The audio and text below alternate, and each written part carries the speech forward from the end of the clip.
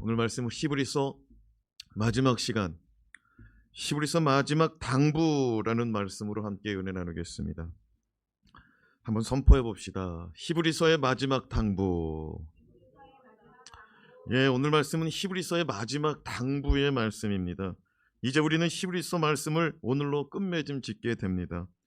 61번째 시간을 달려오고 또 하나님 말씀을 사모함으로 그 말씀을 집중하였던 모든 분들에게 주님의 이름으로 축복하고 수고에 감사와 축하를 드립니다.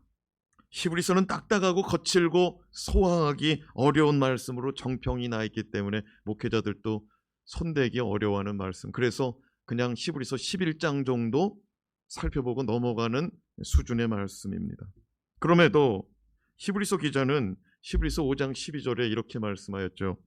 너희가 때가 오래되었으므로 마땅히 선생이 되었을 터인데 너희가 다시 하나님의 말씀의 초보가 되고 누구에게나 가르침을 받아야 하고 단단한 음식이 아닌 젖을 먹어야 될 처지가 되었다고 탄식한 바가 있습니다. 이게 무슨 말이냐면 히브리서 기자는 자기 성도들에게 이 편지를 쓸 때 그들의 신앙의 연수를 다 알고 있었고 그들의 믿음의 조상 아브라함의 후손이요 유대인 히브리인 가운데 전통을 따르는 그런 신앙인이었음에도 불구하고 단단한 음식이 아닌 젖을 먹고 듣기 좋은 말씀, 귀에 좋은 말씀만 사모하고 살고 있었다고 탄식한 바 있습니다. 마찬가지로 우리도 언제까지나 달콤하고 듣기 쉽고 귀에 듣기 좋은 말씀만 쫓을 수는 없는 것이죠. 감사한 것은 인생 가운데 이 복음의 초석 대신 예수 그리스도의 말씀, 예수 그리스도로 신앙의 근본을 세울 수 있는 히브리서 말씀 우리가 살펴보았으니 하나님께 영광을 올려드립시다. 지난 시간 히브리서를 전하고 가르칠 때 여러분에게도 은혜가 임했지만 제게도 은혜가 임한 것이 한두 번 아닙니다. 특별히 61번의 말씀을 전하는데 61번, 1년이 넘었죠? 61번의 말씀을 전하는데 다른 설교할 때와 다르게 61번 고스란히 온전히 예수 그리스도만 증거할 수 있었으니 저에게 특별한 체험이요 특별한 은혜의 시간이었다, 이렇게 회고하고 싶습니다. 오늘 히브리서 기자는 성도들에게 마지막 당부의 말씀을 가르치고 권면하고 끝을 맺습니다. 당부, 마지막 당부라는 말은 말을 단단하게 하여 부탁한다는 것입니다. 그러니까 부탁을 하는데 이 말씀이 꼭 좀 이루어지기를 원하는 바람으로 전하는 말을 당부라고 말합니다. 자, 그렇다면 히브리서의 마지막 당부는 무엇일까요? 첫 번째, 우리의 유익을 위해서 순종하고 기도하라라고 권면하고 있습니다. 선포합시다. 우리의 유익, 다른 사람의 유익이 아니라 우리의 유익을 위해서 순종하고 복종하고 기도하라라고 말씀하고 있습니다. 선포합시다. 순종하고 복종하고 기도하라. 그것이 너희의 유익이다라고 말씀하고 있습니다. 17절 말씀을 같이 읽습니다. 너희를 인도하는 자들에게 순종하고 복종하라. 그들은 너희 영혼을 위하여 경성하기를 자신들이 청산할 자인 것 같이 하느니라. 그들로 하여금 즐거움으로 이것을 하게 하고 근심으로 하게 하지 말라. 그렇지 않으면 너에게 유익이 없느니라. 히브리서 기자의 마지막 권면은 주의 종들에게 순종하고 복종하라고 말합니다. 순종은 내가 동의하는 상황에서, 순종은 내가 동의하는 상황 가운데서 따르는 것을 순종이라고 말합니다. 그러나 복종은 내가 동의하지 않더라도 내 뜻을 굽혀 따르는 것을 복종이라고 말합니다. 그러니까 순종을 넘어서는 것이 복종입니다. 그런데 다시 한번 말씀을 올려보면요 17절에 너희를 인도하는 자들에게 순종하고 복종하라. 그러니까 순종은 하고 싶으면 하고 말고 싶으면 하는 것이 순종인데 순종도 하고 복종도 하라고 말씀합니다. 히브리서 기자는 왜 이런 말씀을 마지막에 당부하고 있을까요? 단단히 부탁하고 있을까요? 지금 히브리 출신 성도들 가운데 신앙에 대하여 이렇다 저렇다 의견이 많은 거예요. 그 자기의 의견 속에서 주의 종들 목회자들의 권면을 듣지를 않는 거예요. 그들의 말이 어떤 말이냐면, 우리가 하나님을 안 믿는 것도 아니고 여호와 하나님을 안 믿는 것도 아니고 하나님의 말씀 율법을 거부하는 것도 아니고 여전히 하나님께 예배하고 제사드리고 여전히 하나님 아버지 앞에 나와서 회당에 모여서 기도하고 주의 말씀을 사모하고 있는데 무슨 큰 문제될 것이 있는가? 다만 우리는 예수 그리스도를 내려놓겠다는 것뿐이니 무슨 큰 문제가 되겠느냐? 그러면서 목회자의 가르침을 거부하고 있었던 것입니다. 그래서 히브리서 기자는 주의 종들, 너희들을 인도하는 이들에게 순종하고 복종하라라고 요구하고 권면하고 있는 것입니다. 또한 다시 한번 말씀을 올려보면은요, 그들은 너희 영혼을 위하여 경성한다라고 말합니다. 그들은 너희 영혼을 위하여 경성한다. 경성한다라는 말은 밤을 지새운다라는 뜻입니다. 그러니까 밤을 지새우는 사람들, 파수꾼이죠. 누군가가 쳐들어올까봐, 살아온 짐승이 쳐들어올까봐 밤새 자기의 양과 자기 백성들을 경계하고 지키는 자들이, 밤을 새면서 지키는 자들이 파수꾼이죠. 마찬가지로 너희를 인도하는 자들이 이 파수꾼의 사명을 가진 경성하는 자와 같다. 또한 주의 종들은 자기들이 청산할 자인 것처럼 수고한다라고 말합니다. 그렇죠? 말씀 한번 다시 읽어볼까요? 너희를 인도하는 자들에게 순종하고 복종하라. 그들은 너희 영혼을 위하여 경성하기를 자신들이 청산할 자인 것 같이 하느니라. 청산한다. 주의 종들은 자신들이 청산할 자인 것처럼 수고한다고 말합니다. 청산한다라는 뜻은 깨끗하게 계산한다는 거예요. 이게 맑은 청자거든요. 청자가 깨끗하게 계산한다는 거예요. 그리고 값을 지불한다는 의미가 청산입니다. 그래서 이전에 개역 한글 성경에서는 회개할 자인 것처럼이라고 말합니다. 그러니까 결산을 보는 사람이 회개잖아요. 그렇게 수고하는 자가 바로 너희를 인도하는 자들이라는 겁니다. 그럼 청산은 언제 하는 것이냐? 마지막 하나님 아버지 앞에, 마지막 날 심판대 앞에서 자기가 맡은 성도들, 자기가 인도하던 성도들의 허물과 죄로 말미암아 그 대가를 자기가 계산할 것처럼, 자기가 값을 지불할 것처럼 자기가 맡은 성도들에 대하여 그렇게 권면하고 그렇게 밤을 지새우며 그렇게 인도하고 있다는 것입니다. 성도들을 위해 밤을 지새우며 마지막 심판대 앞에서 성도들의 삶에 대하여 자신이 계산할 것처럼 그렇게 수고한다는 거예요.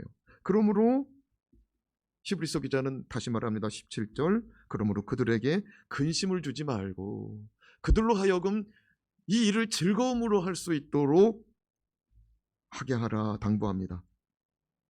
그렇지 않으면, 붉은 글씨만 읽어볼까요? 시작. 그렇지 않으면 너에게 유익이 없느니라. 그래요. 목회자들의 권면 거의 다가 순종하면 복입니다. 제가 나쁜 설교하고 나쁜 가르침 주는 거 아니에요. 아유, 신방 받으세요. 기도하세요. 예배 좀 나오세요. 전도 좀 하세요. 이제 리더가 되는 과정이니까 본이 되세요. 그런 권면인 거예요. 다 그런 권면이에요. 사랑하는 여러분, 저는 개척하고 지금까지 우리 성도들이 기도하고 말씀을 가까이 하는 것을 목표로 삼고 있습니다. 선포해 봅시다. 기도와 말씀. 저는 이게 성도들의 기본 덕목, 기본 도리라고 생각해요. 성도가 기도하지 않는다, 성도가 말씀을 모른다, 말씀을 가까이 하지 않는다, 신앙이 자라지를 않습니다. 히브리서의 말씀은 우리 말씀 서두에도 그랬잖아요. 히브리서 5장. 너희가 때가 오래되어서 벌써 선생이 될 수 있는 때인데 아직도 단단한 음식을 거부하고 젖 먹는 아이와 같은 수준에 머물러 있다고 탄식하지 않았습니까? 여러분, 우리 신앙생활 정말 오래되었습니다. 정말 오래되었어요. 그런데 우리가 왜 자라지 못했냐면 기도의 말씀에 등한히 하였기 때문에. 그러나 우리 교회 온 성도들 이전보다 더 기도하게 되었을 것을 저는 확신합니다. 그리고 말씀을 더 가까이 하게 되었을 것을 저는 확신합니다. 말씀의 깊이와 넓이가 더해졌을 거예요. 왜냐하면 제가 그것에만 올인하고 있었거든요. 그것에만. 그러면 제가 왜 그렇게 하였느냐? 저는 사실 우리에게 주보 뒷면에 사명과 비전이 있지만 저는 그것을 향하여 달려가던 자였습니다. 개척하고서.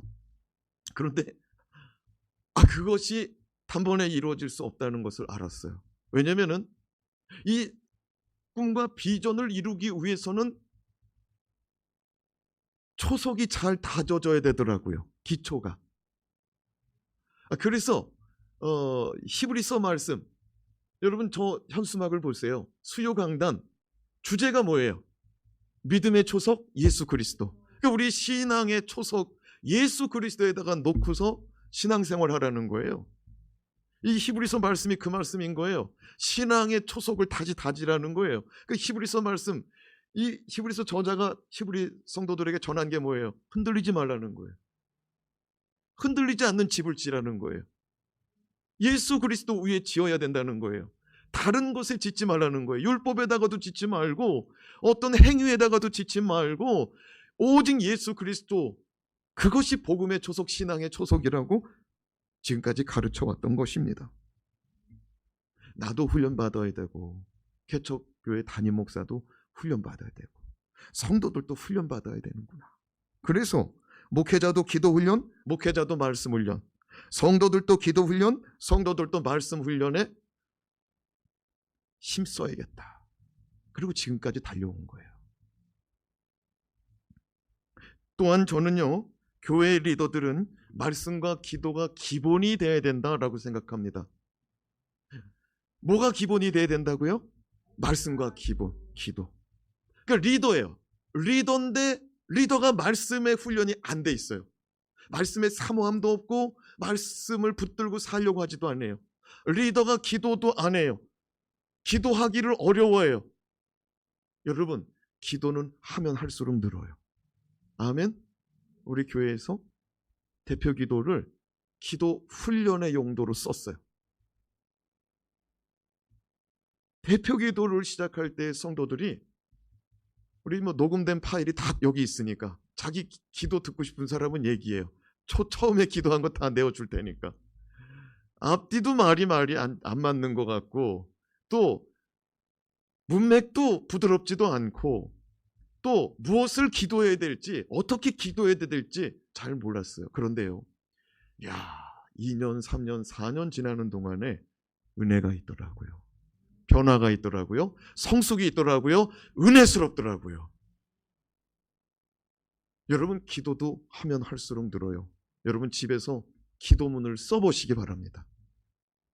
여러분 훈련 없이는 좋은 결과가 없습니다. 리더는 말씀과 기도가 기본이 돼야 됩니다. 그리고 그 다음은 충성이에요.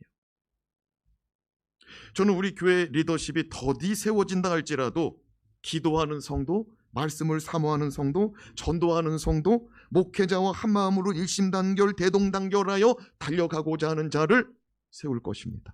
더디 세워진다 할지라도. 달리다가 갈라지면 어떻게 돼요? 그러면 흩어지는 거예요. 지금 우리 교회는 달려가는 상황이 아니에요. 하나님께서 우리 교회 주신 비전들이 여러 가지 있는데 그 비전들을 막 이루고 있는 때가 아니라 지금은 준비하고 있는 때예요. 이제 달려갈 때 리더가 필요한 거예요. 지금은요, 여러분 각자의 믿음이 온전해지는 시간이에요. 저도 마찬가지고요. 교회의 리더십은 기본기와 충성이 더해진 목회자와 한 마음으로 달려가는 자가 리더가 돼야 돼요. 그 교회가 됩니다. 가정도 마찬가지예요. 엄마 따로 아빠 따로, 엄마 말 따로 아빠 말 따로. 아니요. 엄마든지 아빠든지 하나가 돼야 돼요. 제일 좋은 거는 아버지 말씀에 권위가 세워지면 제일 좋아요. 왜냐면 그게 성경적이거든. 그런데 아버지가 때로는 영적으로 바로 서 있지 못해가지고 어머니가 깨어있는 경우가 있어요. 그런 경우에는 아버지 큰일 앞에서 다 따르고 영적으로는 엄마 거 따라야죠. 18절 말씀 같이 읽어봐요. 시작. 우리를 위하여 기도하라. 우리가 모든 일에 선하게 행하려 함으로 우리에게 선한 양심이 있는 줄을 확신하노니. 히브리서 기자는 주의 종들에게 순종하고 복종하고 그들의 기쁨으로 사역하게 하도록 도와주고 그들을 위해서 기도하라 라고 말합니다. 너희를 인도하는 자들에게 순종하고 복종하라. 그들은 너희를 위하여 경성하고 밤을 지새우고 그들은 너희를 위하여 자신이 계산할 것처럼 자신이 청산할 것처럼 수고하고 있으니 그러므로 너희는 그들을 근심시키지 말고 그들을 도와주어서 그들이 기쁨으로 이 일을 감당할 수 있도록 도와줘라. 그리고 너희는 그들을 위해서 기도하라. 그들이 누구예요? 너희를 인도하는 주의 종들. 사랑하는 여러분, 주의 종들을 위해서 기도하시기 바랍니다. 왜냐하면 그들이 하나님 아버지 앞에서 자신의 야망과 욕망을 위해서 달려가는 자가 아닌 선한 양심 가지고 사역하기 때문입니다 라고 히브리서 기자가 말합니다. 18절 말씀 다시 읽어봐요. 시작. 우리를 위하여 기도하라. 우리가 모든 일에 선하게 행하려 함으로 우리에게 선한 양심이 있는 줄을 확신하노니. 히브리서 기자가 말합니다. 우리를 위해서 기도해 주시오. 우리는 야망 가지고 사역하는 사람 아닙니다. 선한 양심 가지고 주의 일들을 감당하고 있는 사람들입니다. 그러니 우리를 위해서 기도해 주십시오. 사랑하는 여러분, 저는 하여튼 주님 앞에 설 때에 저랑 같이 신앙생활하고 제가 목양했던 성도들 하나님 아버지 앞에 칭찬받는 성도 되는 게 제 꿈이고 비전이에요. 그리고 이전에 어정쩡하게 신앙생활했다면 정말 제대로 신앙생활하기를 바라는 사람이에요. 왜? 우리 인생이 눈 감아가면 지나가고 딴 생각 잠깐 하면 지나가는데 기왕 사는 거 헛되지 않고 충성되게 살 수 있기를 주님의 이름으로 축원합니다.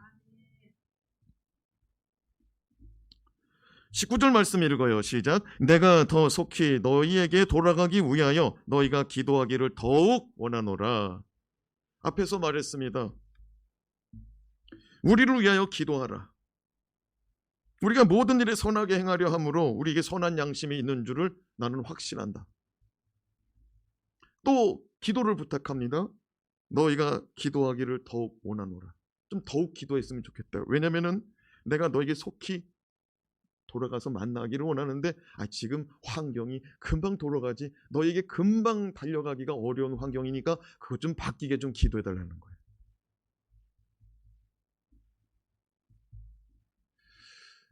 사랑하는 여러분, 제가 처음으로 금년에 제가 힘드니까 좀 기도해달라고 부탁했어요. 금년에 이거 성전 비전센터 코로나 그거 6주 4주 5주 기도하고 비전센터 코로나 위해서 그 다음에 한 주 더 기도했죠.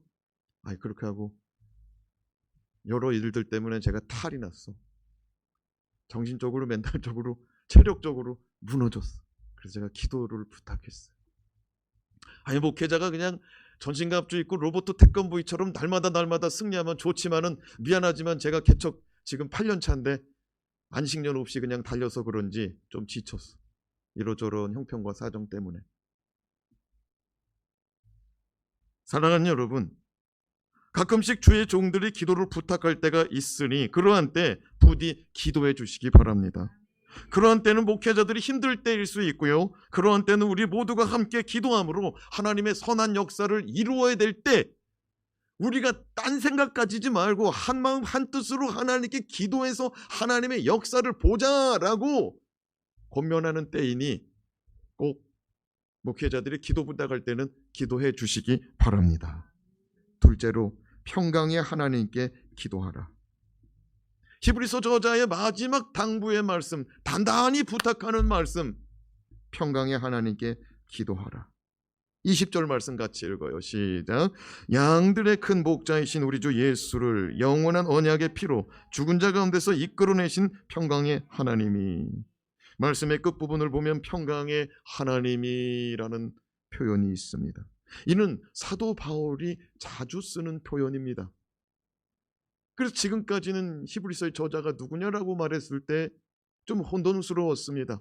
그런데 히브리서 13장 이 마지막 오늘 살펴본 오늘 말씀에서는요, 히브리서의 저자가 사도 바울일 것이라는 마음의 심정이 거의 굳어지게 됩니다. 평강의 하나님이. 히브리서자는 평강의 하나님으로부터 히브리 출신 성도들이 하나님의 평강, 하나님의 축복을 받기를 원하고 있으니 저도 이러한 때에 우리 성도들이 평강의 하나님의 은총이 임하기를 축원합니다.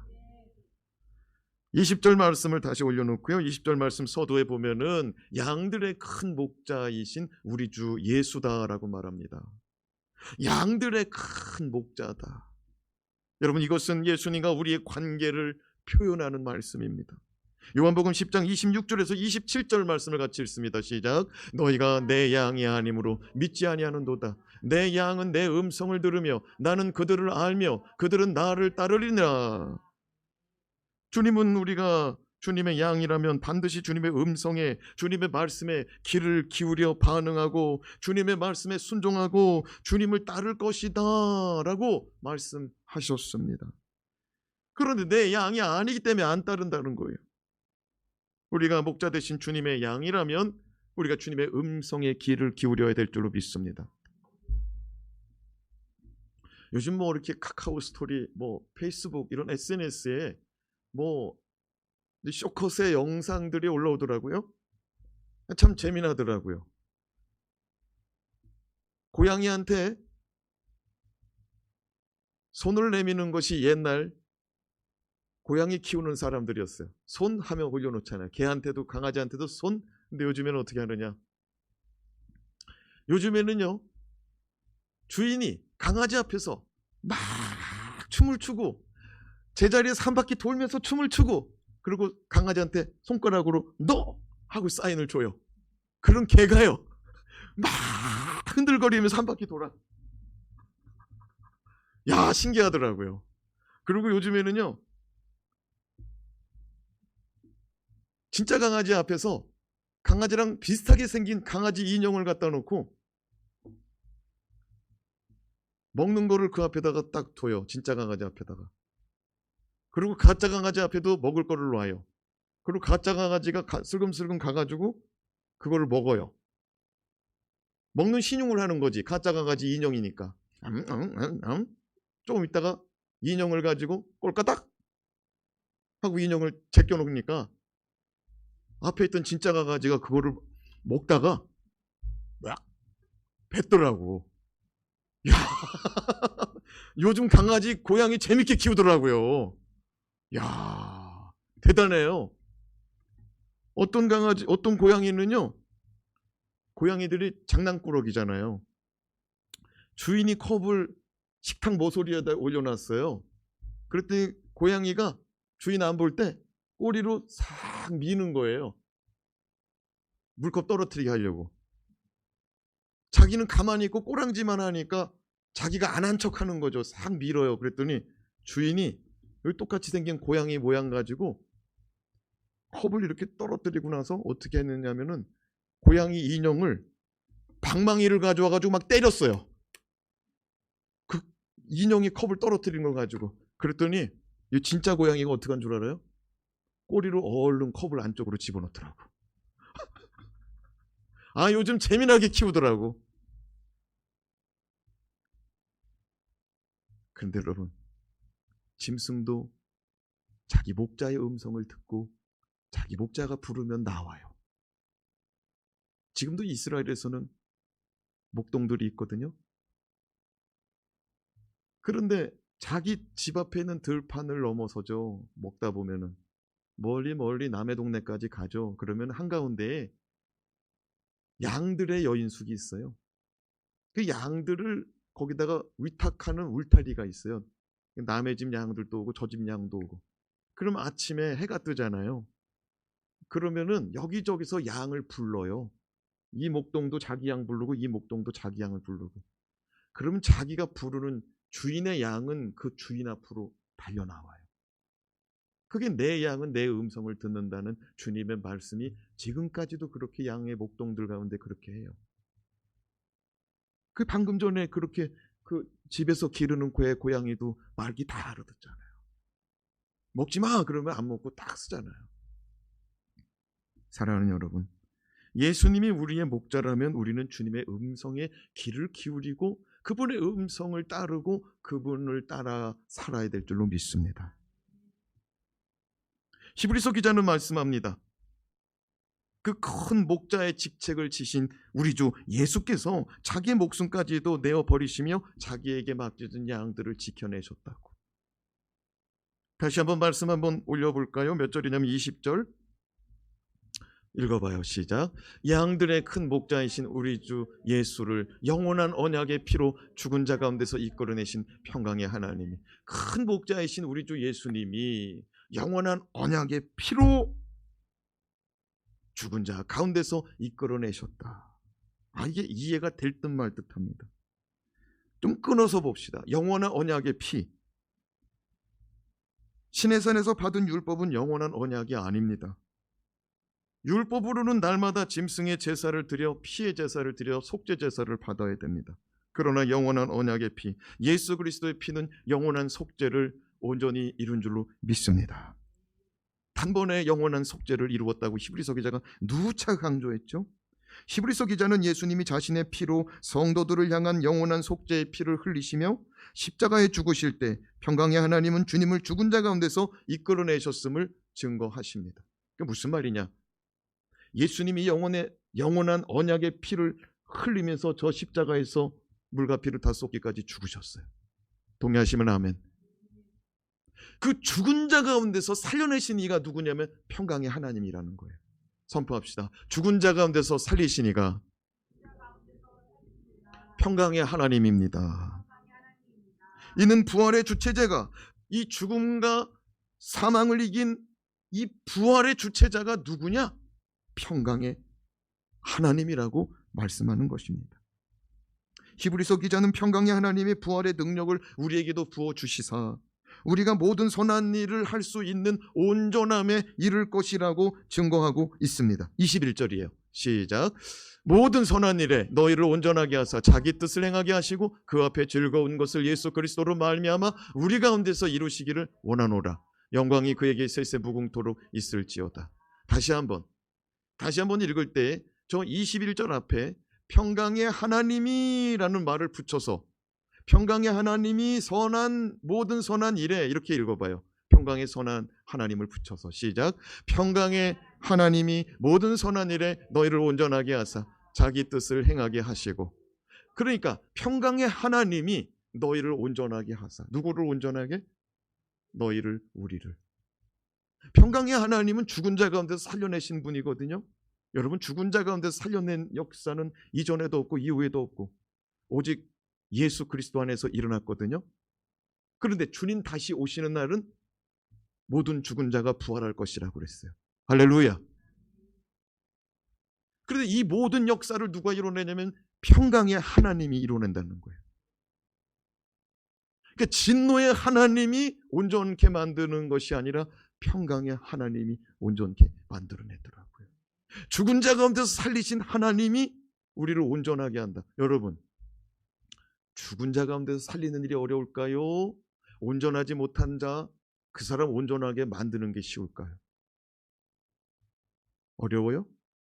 죽은 자 가운데서 살려내는 게 어려울 것 같아요. 산 사람, 온전하지 못한 사람을 온전하게 만드는 것이 어려울 것 같아요. 죽은 자 가운데서 살리는 게 더 어렵죠. 그런데 하나님은 죽은 자 가운데서 살려내시는 하나님이니까 우리도 온전하게 된다는 거예요. 지금은 우리가 온전하지 못해요. 목사도 온전하지 못해. 여러분도 온전하지 못한 구석이 있어요. 인정하시는 분은 아멘. 여기서 아멘이 안 나오면 곤란해. 그렇잖아요.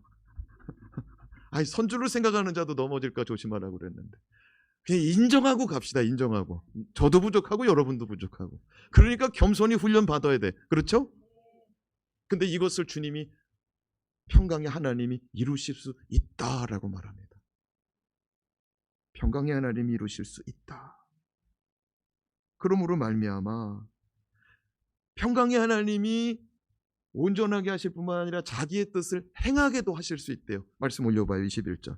다시 한번 읽어봐요. 평강의 하나님이 시작. 평강의 하나님이 모든 선한 일에 너희를 온전하게 하사 자기 뜻을 행하게 하시고. 누가 자기 뜻을 행하게 한다고요? 하나님이.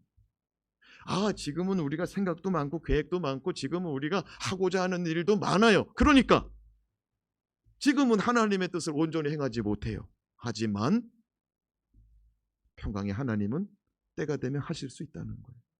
아멘. 지금은 우리가 애도 키워야 되고, 지금 우리가 이제 시간을 아껴가지고 뭣도 운동도 가야 되고, 지금 뭐도 해야 되고, 뭐도 해야 돼. 근데 에너지가 모자라. 그래서 그냥 이거 주님의 뜻을 행하는데 온전히 행하지 못해. 그런데 지금은 못하지만 하나님이, 평강의 하나님이 온전하게 하실 뿐만 아니라 자기의 뜻을 밝혀주시고 깨닫게 하시고 이제는 주님의 뜻을 따르는 자로 만들어 놓으신다 이거예요. 그러면 여러분, 우리가 평강의 하나님께 기도하면 더 빨리 이루어질 줄로 믿습니다. 무슨 말이냐면 내가 기도하면은 내가 사모하는 거 아닙니까? 여러분, 공부도 사모하는 자가 잘하지, 공부하기 싫은 애 보고 공부하라고 그러면 공부가 안 되죠. 그렇죠? 운동도 운동하기 싫은 사람한테 자꾸 운동이 좋다고 운동해야 된다고 말하면은 억지로 끌려가서 운동하는 사람은 운동이 재미도 없고 운동도 안 돼요. 평강의 하나님께 기도하면은 우리의 온전함이 더 빨리 올 줄로 믿습니다. 우리가 주님 뜻을 따라가는 것도 더 온전히 더 빨리 주님 뜻을 이루게 될 것이라 이겁니다. 그러므로 그 앞에 즐거운 것을 예수 그리스도로 말미암아 우리 가운데서 이루시기를 원하노라. 평강의 하나님이 우리 가운데서 이것을 이루시기를 원하노라. 원한다는 건 소원이잖아요. 그러니까 히브리서 기자가 성도들에게 너희가 이렇게 평강의 하나님이 너희를 온전하게 하고 주님 뜻을 행하는 자로 만들어 놓기를 원하노라 라고 축원하고 기도해 주는 거예요. 지금은 우리가 온전하지 못하고 완전하지 못하지만, 성숙하지 못하지만, 그럼에도 불구하고 평강의 하나님께 우리가 기도할 때 때가 되면 이루어 주실 줄로 믿습니다. 마지막으로 받아들이기 어려운 말씀도 용납하라 라고 당부합니다. 다시 말씀드리지만 당부라는 말은 말을 단단히 부탁하는 것이 당부라고 그랬어요. 그러니까 히브리서 저자는 받아들이기 어려운 말씀도 용납하라, 수용하라 라고 말씀합니다. 22절 시작. 형제들아, 내가 너희를 권하노니 권면의 말을 용납하라. 내가 간단히 너희에게 썼느니라. 제가 봤을 때는 히브리서 말씀은 간단히 쓴 것 같지 않아요. 너무 어렵더라고. 그런데 히브리서 기자는 이거는 메모 수준이라는 거예요. 얼렁얼렁 써가지고 준 거라는 거예요. 그거는 뭐냐면 히브리 출신 성도들은 이 말씀 간단하게 썼기 때문에 다 이해할 수 있는 수준이라는 거예요. 우리가 히브리인들이 아니기 때문에 어려운 것 뿐이죠. 근데 중요한 것은 뭐냐면 히브리인들 가운데 그 성도들에게 지금 히브리서 저자가 뭐라고 말하면 형제들아 라고 말합니다. 뭐라고 말했다고요? 형제들아. 여러분이 명절날 가족이 모인 자리에 누군가에게 부탁을 해보세요. 그럼 그 부탁은요 굉장히 무거운 부탁이 됩니다. 형제간에는요 거절하기가 어렵거든요. 그렇잖아요. 오늘 처음 만난 사람이에요. 오늘 처음 만난 사람이 내게 무엇인가를 부탁했어요. 근데 들어주기 어려운 부탁이야. 그러면 정중하게 말할 수 있죠. 그건 제가 못 도와드리겠습니다. 근데 형제간에는 어려워요. 거절하는 것도 어렵고 부탁하는 것도 어려워. 근데 히브리서 기자는 말합니다. 형제들아, 나의 형제들아, 나의 권면을 들어달라는 거예요. 무슨 권면입니까? 22절 시작. 형제들아, 내가 너희를 권하노니 권면의 말을 용납하라. 내가 간단히 너희에게 썼느니라. 간단한 용건, 간단한 메시지니까 그거 좀 들어달라는 거예요. 히브리서 저자는 성도들에게 형제들아, 내가 쓴 이 권면의 말씀을 좀 용납해줘라, 수용해줘라 라고 말합니다. 우리가 히브리서를 지금까지 살펴봤지만 히브리서 말씀을 받는 사람 입장에서는 상당히 딱딱하고 거칠고 때로는 소화하기 어려운 말씀, 불편한 말씀들도 많았습니다. 그러니까 이해가 안 돼가지고 용어가 단번에 영원한 속죄, 대제사장, 성소 얘기 나오지, 지성소 얘기 나오지, 제사 얘기 나오지, 아론 얘기 나오지, 믿음의 사람들, 구약, 아벨에서부터 어디에요? 다윗과 그 밑 선지자들까지 다 막 나오고 있지. 참 어렵죠. 제사법도 나오지. 믿음의 우인들 얘기 다 나오지. 참 어려웠습니다. 더 심각했던 거는요, 불편한 말씀들도 많았다는 거예요. 그 가운데 하나만 제가 대표적으로 한번 뽑아볼게요. 제가 생각할 때도 불편한 말씀이기 때문에 그래요. 자, 히브리서 6장 4절에서 6절 말씀 같이 읽어봐요. 시작. 한 번 빚을 받고 하늘의 은사를 맛보고 성령에 참여한 바 되고 하나님의 선한 말씀과 내세의 능력을 맛보고도 타락한 자들은 다시 새롭게 하여 회개할 수 없나니 이는 그들이 하나님의 아들을 당시 십자가에 못 박아 드러내놓고 욕되게 함이라. 그 말씀해 보니까 한 번 빚을 받고 하늘의 은사를 맛봤다. 이게 무슨 말입니까? 한 번 빚을 맛봤다는 것은 예수 그리스도가 생명의 빛, 이 땅 가운데 어둠을 몰아내는 생명의 빛으로 오셨다는 것을 깨닫고 알았다는 거예요. 그래서 그 예수를 내 안에 모셨다는 거예요. 예수의 생명의 빛이 우리 안에 임할 때 우리 안에 자리 잡고 있는 모든 어두움은 떠나가는 줄 믿습니다. 그거를 맛봤다 이거예요. 그리고 하늘의 은사를 맛봤다는 게 뭡니까? 성령 충만, 성령으로 말미암는 은사들을 경험했다 이거. 어떤 사람은 방언의 은사, 어떤 사람들은 기쁨의 은사, 어떤 사람들은 섬김의 은사, 어떤 사람들은 자연적인 은사도 받았지만 영적인 은사를 받아본 사람들이 있다는 거예요. 이런 사람들이, 성령 체험한 사람들이 믿음에서 떠났다 이거예요. 어떤 사람은 선한 말씀을 깨달았답니다. 선한 말씀과 내세의 능력을 맛보고도 타락한 자들은 다시 새롭게 하며 회개할 수 없나니. 이게 무슨 말이에요? 정말 열심으로 신앙생활하고 하나님 아버지 앞에 충성 봉사하고 하나님 의지하고 신앙생활 열심히 하고 그래서 하나님으로부터 은사도 받고 하나님께 기도해서 응답받고 특별한 체험들이 있었는데 그럼에도 불구하고 신앙에서 멀어지고 타락해가지고 그렇게 믿음에서 떠난 사람들 다시는 회개할 기회가 없을 것이다 라고 말하고 있으니, 우리가 생각하고 있는 사도들, 우리가 생각하고 있던 목회자들의 설교 말씀하고는 좀 다르잖아요. 제가 생각할 땐 그럴 것 같아요. 목사님, 우리 새끼 어떻게 해요? 완전히 타락해가지고 이놈이 아주 세상에서 아주 그냥 죄악돼가지고 아유 지금은 그냥 교도소 들어갔어요. 어머 어떻게 하면 좋아요 목사님? 아니 그러면 보통 목사들은 뭐라고 말해줄까요? 집사님 기도합시다. 우리 주님 십자가에 좌우편에 서 있던 강도, 그 강도가 주님 의지하고 붙잡고 돌이킬 때 구원받지 않았습니까? 우리 아들 위해서 기도합시다. 성 어거스틴도 참 술과 도박과 마약까지 창기들을 끌어안고 살던 사람인데 엄마가 기도를 포기하고 싶을 정도였는데 그 목사님이 기도하는 자녀 망하지 않습니다 라는 고백을, 그 권면을 받고 성 어거스틴의 어머님이 기도 포기하지 않았을 때 사도 바울 다음가는 위대한 신학자, 위대한 주의 종이 나왔으니 우리 끝까지 기도합시다. 아 이렇게 해야 우리가 아는 목사님 같은데 히브리서 기자는 다시는 회개할 기회가 없을 거라는 거예요. 이런 말씀을 어떻게 아멘으로 소화가 되겠냐고요. 특별히 아니 진짜 믿음에서 떠난 그런 가족들이 있다면 이 말씀이 얼마나 무너지는 말씀이겠어요.